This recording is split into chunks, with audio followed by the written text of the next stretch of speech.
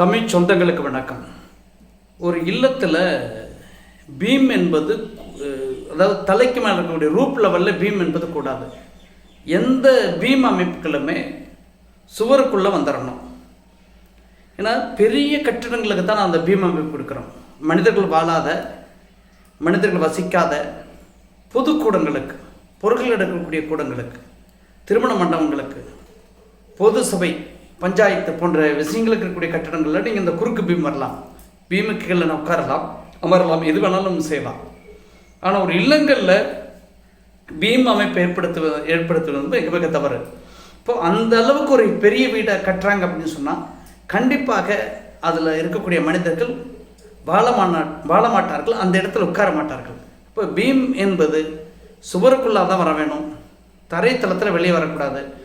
பால்கனிக்கு இந்த இடத்துல ஒரு விஷயத்த சொல்லணும். பால்கனி போர்ட்டிகோ சார்ந்த அமைப்பு வந்து 10 அடி வரல இழுத்துக்கலன்னு நாங்கள் சொல்கிறோம்.